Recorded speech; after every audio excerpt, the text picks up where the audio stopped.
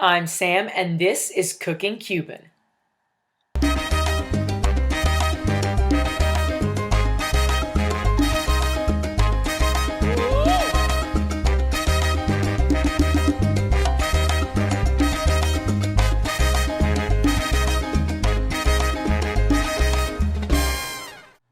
So the first thing you're going to want to do is soak the beans overnight in water. That way they expand and they become larger. These here are the ingredients that we're going to use, okay? This is a skirt steak or beef flank, and this is bits of pork shoulder. And you're going to want to put that into the pressure cooker.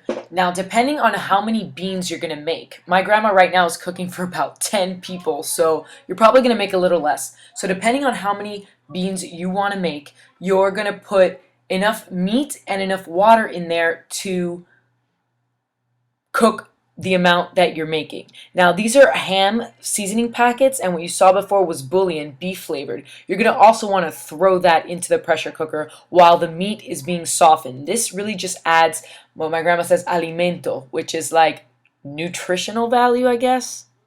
Okay, so when this has water in it, what you're going to do is you're going to take this meat and you're going to put it in here.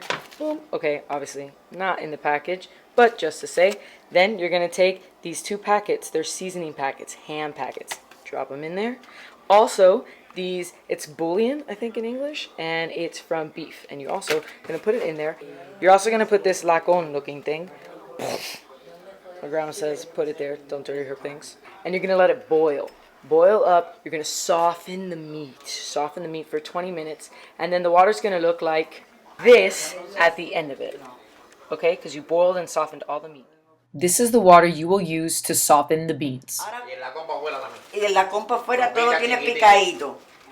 Y vas ablandando los frijoles por 30 minutos en olla presión también.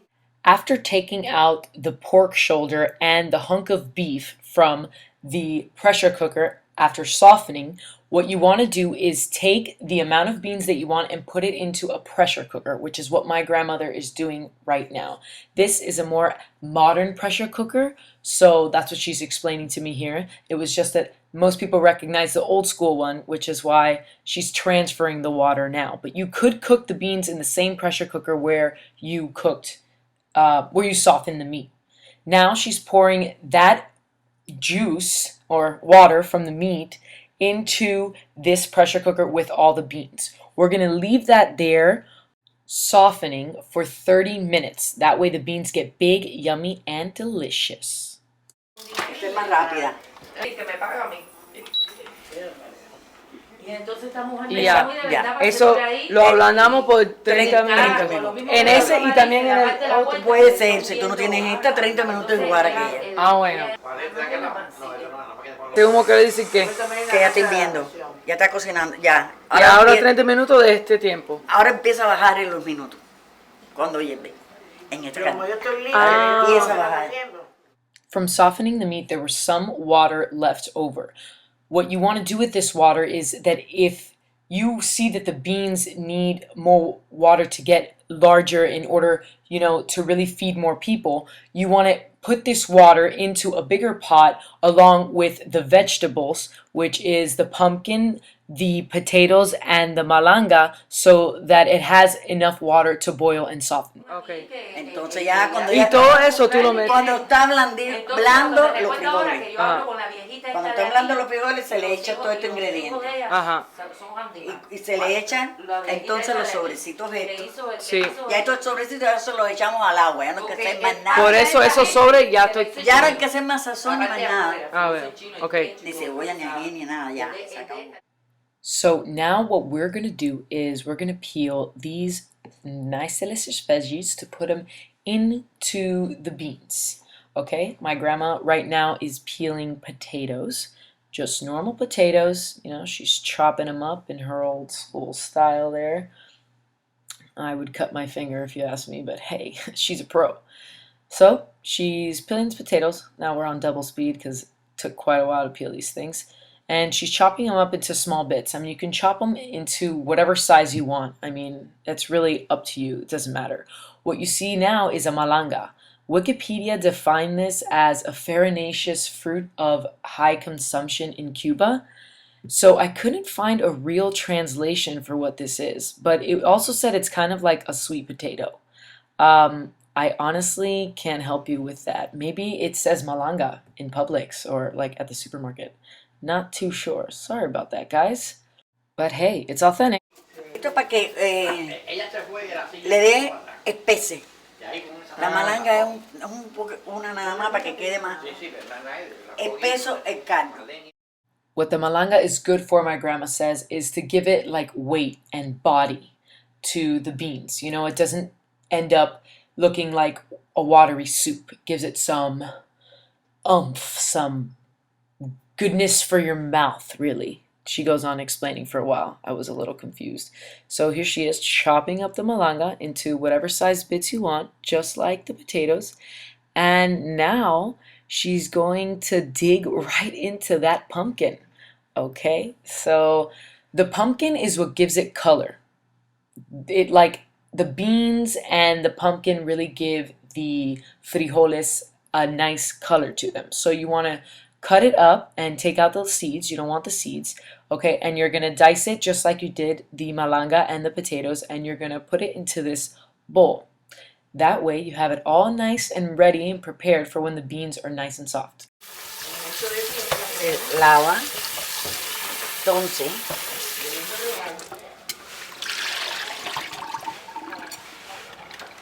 se mantiene en agua mientras que no lo use para que no se pongan prietos. Ah, bueno.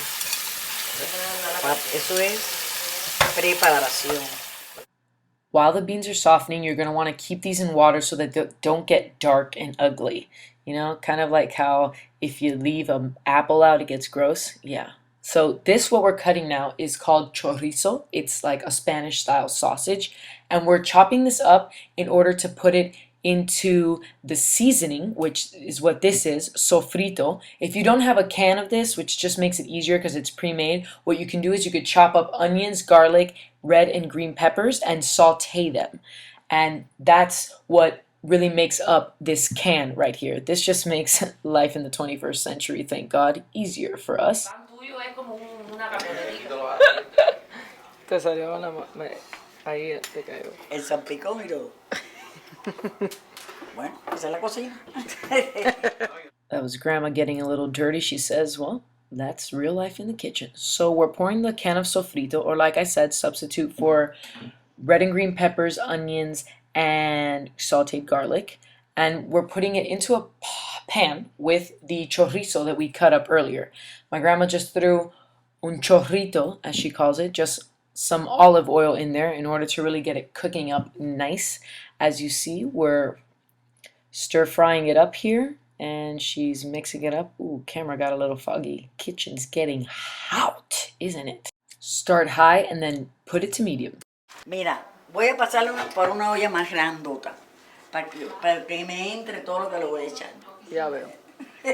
Necesito una olla grandota. Pero esto porque son para varias personas. Vamos a poner, porque vamos, para comer, voy a ponerte 10 personas. 10 personas comen esto. Por eso lo voy a hacer. Por lo menos 10. Exacto. My grandma just explained how she's passing everything into this giant cauldron because, well, she's cooking for about 10 people, so she wants to make sure everything fits inside. Like I said before, if you want to cook for less people, which you probably are, you have to basically measure it out yourself. You know, I see that Cuban cooking is a lot of you make up the measurements and the amount of stuff you need depending on how many mouths you're trying to feed. Really, you just have to have a good eye for it, I think. That happens to run in my family. Anyway, so right now we're pouring the extra water that was left over before from softening the beans and the pork shoulder into this bigger pot. Y estamos echando calabaza y la malanga. Ajá. Y la papa. Now we're putting the malanga and the potatoes and the pumpkin into this same cauldron with the pork shoulder and the extra water so that as the beans are softening, which they still are now in the pressure cooker, these are also softening here in the pot on medium-high heat. Mira, Ahí sí. Mira si está blandito. Y eso estaba en agua de la carne, ¿verdad? Mira, si mira el agua ahí, sí. Sí. Coño, ustedes van a bajar. Qué blandito, mira. Coño, ¿lo cogiste o no? O para atrás. Bueno, sí, cogí un pedacito, creo. What you just saw there was my grandma pouring the beans into the cauldron without warning me first. She doesn't really have any concept of filming, you know what I'm saying? But it was funny. Got a little piece of it at the end. We poured the softened beans and the water that was in the pressure cooker with the beans into the cauldron. I don't know if there's a better word for this cauldron thing.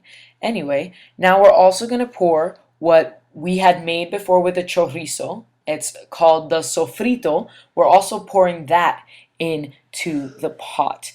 Putting this on about medium-high heat, we're going to let it simmer, okay? Because that way everything, all the vegetables start getting a little softer, including the malanga and the potatoes and the pumpkin. So what you see is my grandma stirring it every once in a while. And you will now see her smashing the pumpkin, not the other vegetables, just the pumpkin, because it gives it color. Yo estoy aplastando la calabaza para que quede mejor. Pues le coge color al frijol. La calabaza, no la malanga ni la papa. Ya. Cover the beans up and let it simmer for a little bit, okay? Let it simmer for about 10-15 minutes. Stir it up. Boom. Ahora más que falte. ¡Voilà! Acabamos los frijoles, carajo. Carajo, las 2:00 Perdón. Your Cuban frijoles colorados are now done. As you see them here on this plate, they look delicious. You serve them naturally over rice.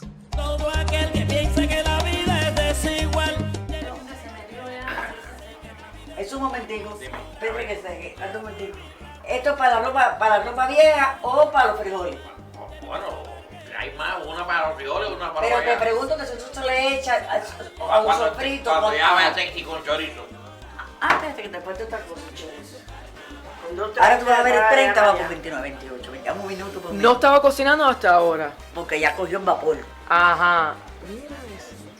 Pero eso es igual que aquella. Aquella que esperar que Sí. coge vapor. Y entonces esto se ve, aquella no tiene. El modernismo se le ve la numeración. Ajá. El antique no. Ya no sé. Cuidado. Todavía no. Yo desconecté, pero primero todavía tiene vapor.